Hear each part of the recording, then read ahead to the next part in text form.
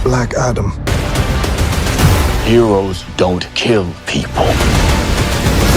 दोस्तों, हाल ही में आई डीसी की ब्लैक एडम मूवी लोगों के बीच चर्चा का विषय बनी हुई है, क्योंकि इस मूवी में ब्लैक एडम का रोल द रॉक यानी कि ड्वेन जॉनसन जो निभा रहे हैं। इस मूवी में ब्लैक एडम को बहुत पावरफुल दिखाया गया है और शायद यही वजह है कि फैंस उसको सुपरमैन और थॉर के कंपैरिजन में रख रहे हैं। लेकिन क्या ब्लैक एडम वाकई में थॉर और सुपरमैन जितना पावरफुल है? अगर नहीं तो फिर इनमें से कौन ज्यादा पावरफुल होगा, जानेंगे वीडियो के एंड में। दोस्तों, सबसे पहले ब्लैक एडम की बात करें तो यार ये डीसी कॉमिक्स का सबसे सनकी सुपर हीरो है, जो अगर अपने पर उतर जाए तो इसके सामने पावरफुल से पावरफुल ओपोनेंट्स की भी हवा टाइट हो जाती है, क्योंकि ये मारने से पहले तब तक कुछ नहीं सोचता जब तक कि इसके ओपोनेंट का काम तमाम नहीं हो जाता। ब्लैक एडम का सही नाम टेथ एडम है, जिसे उसकी पावर्स रॉक ऑफ इटर्निटी के शेज़ैम विजार्ड से मिलती है, जिसके बाद वो खूंखार ब्लैक एडम में तब्दील हो जाता है। ब्लैक एडम की पावर्स की बात करें तो इसके पास durability, immortality, enhanced senses, lightning manipulation, flight और एक्सेलरेटेड हीलिंग जैसी पावर्स तो है ही, साथ ही साथ ये 6 इजिप्शियन गॉड से मिली पावर्स भी पोजेस करता है, जिनमें शू का स्टेमिना, हीरो की स्पीड, एमोन की स्ट्रेंथ, जेहुती का विजडम,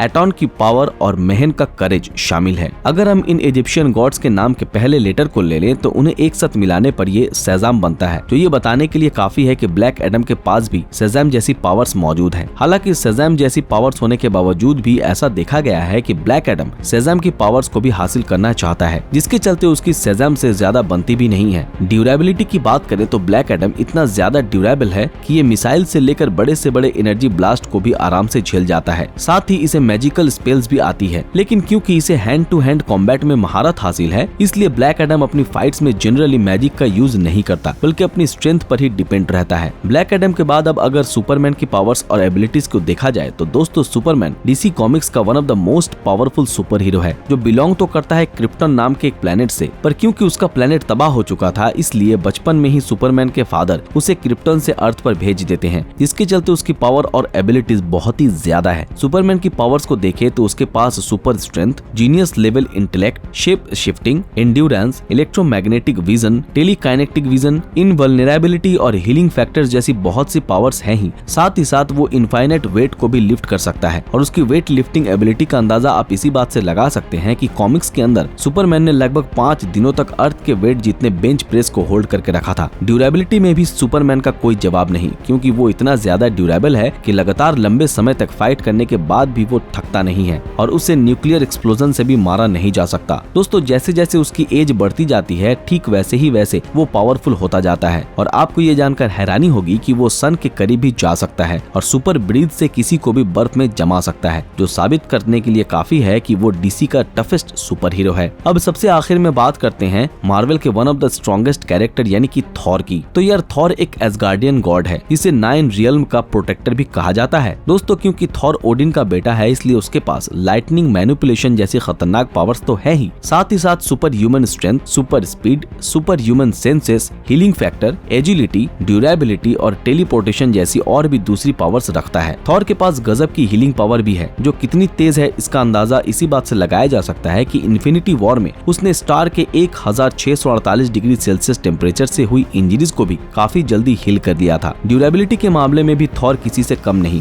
क्योंकि वो अपनी गजब की ड्यूरेबिलिटी से न सिर्फ बड़े बड़े वेपन्स के अटैक झेल लेता है, बल्कि एनर्जी ब्लास्ट का भी उस पर कोई असर नहीं होता। अपनी इसी ड्यूरेबिलिटी की वजह से ही थॉर इन्फिनिटी वॉर में एक स्टार के एक्सप्लोजन में बहुत देर तक सरवाइव कर गया था, और उसे कुछ भी नहीं हुआ था, जो उसे एक सुपर हीरो से कई ज्यादा बनाता है। ब्लैक एडम, सुपरमैन और थॉर की पावर्स और एबिलिटीज के बारे में जान लेने के बाद अब अगर इन तीनों सुपर हीरोज में से सबसे पावरफुल बीइंग की बात की जाए तो ये बता पाना तब तक मुश्किल है जब तक इन तीनों के बीच एक बैटल ना हो जाए। अब क्योंकि यहाँ डीसी के 2 सुपर हीरोज हैं और मार्वल का एक, इसलिए इस फाइट में हम पहले डीसी के दोनों कैरेक्टर्स को आपस में लड़ाएंगे और फिर उनमें से जो विनर होगा उसका मुकाबला थॉर से होगा। ब्लैक एडम और थॉर की फाइट से पहले ये देख लेते हैं कि क्या ये दोनों कॉमिक्स में कभी फाइट कर चुके हैं। तो यार इसका जवाब है हाँ, क्योंकि इन दोनों की कॉमिक्स के अंदर 5 बार फाइट हुई है। अगर हम इनके फीट्स के अकॉर्डिंग इनका कंपैरिजन करें तो हमें जरूर एक विनर मिल जाएगा। एक तरफ जहाँ सुपरमैन अर्थ के जितना वेट लिफ्ट कर लेता है, तो वहीं ब्लैक एडम के साथ ऐसा कुछ भी नहीं है। इसके साथ ही सुपरमैन लाइट की स्पीड से भी उड़ सकता है, जबकि ब्लैक एडम लाइट की स्पीड से नहीं उड़ सकता। दोस्तों, ब्लैक एडम ने अभी तक अपनी सारी फाइट्स अर्थ पर ही लड़ी हैं और वो कभी भी अर्थ से बाहर नहीं गया, जबकि सुपरमैन अर्थ से बाहर स्पेस में भी जिंदा रह सकता है। भले ही सुपरमैन और ब्लैक एडम की फाइट का रिजल्ट ना आया हो, पर कॉमिक्स में एक बार ब्लैक एडम का सामना सुपरमैन के एविल वर्सन अल्ट्रामैन से हुआ था, जहां ब्लैक एडम ने उससे तगड़ी टक्कर तो दी थी, पर एंड में वो उससे हार गया था। शायद ही आप ये बात जानते हो कि सुपरमैन अपने एविल वर्सन अल्ट्रामैन को एक बार नहीं, 2 बार नहीं, बल्कि पूरे 3 बार हरा चुका है, जो साफ तौर पर साबित करता है कि अगर सुपरमैन का सामना ब्लैक एडम से हुआ, तब वो लंबी फाइट के बाद उससे भी हरा ही देगा। अब बात ब्लैक एडम से जीते सुपरमैन और मार्वल के थॉर की करें, तो भैया भले ही इन दोनों की बहुत सी पावर्स एक जैसी हो और ये अपने अपने यूनिवर्स के मोस्ट पावरफुल बीइंग्स क्यों ना हो, पर जब बात ड्यूरेबिलिटी की आती है, तब इस मामले में सुपरमैन थॉर से बहुत ही आगे है। साथ ही साथ वो स्पीड में भी